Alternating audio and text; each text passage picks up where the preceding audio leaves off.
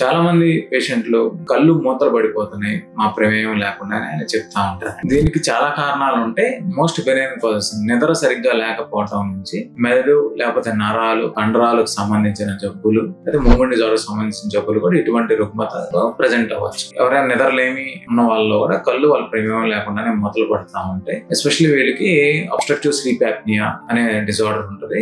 రెండోది ఐలిటోసిస్ అంటే ఇది కండరాల వీక్నెస్ కానీ లేకపోతే మయాస్థీనియా గ్రేవిస్ అనే జబ్బులో కూడా ఇలా జరుగుతూ ఉంటది. ఇంకోటి న్యూరోమస్కులర్ జంక్షన్ డిజార్డర్ మయాస్థీనియా గ్రేవిస్. వీళ్ళు పొద్దున్నే లేచినప్పుడు కొంచెం బాగానే ఉంటారు, సాయంత్రం అయ్యే కొన్ని ఎసిమెట్రికల్ అంటే ఒకవైపు ఎక్కువగా డ్రూప్ రావడం ఒకవైపు తక్కువగా డ్రూప్ రావడం అనేది జరుగుతుంది. ఒకళ్ళు ఇద్దరుగా కనపడటం అనేది కూడా చూస్తూ ఉంటాం. ఇంకో కారణం బ్లెఫరోస్పాజం. ఇది ఒక మూమెంట్ డిజార్డర్ సంబంధించిన రుగ్మత. చాలా మంది డాక్టర్ల దగ్గరికి వెళ్తారు, రకరకాల మందులు వాడుతూ ఉంటారు. సరైన కారణం కనుక్కోపోతే వీళ్ళు ఏ పని చేసుకోలేకుండా పోతారు. దీన్ని మనం చిన్న బాటిల్ ఇంజెక్షన్ ఇవ్వడం ద్వారా వాళ్ళకున్న రుగ్మత రిలీవ్ చేయవచ్చు.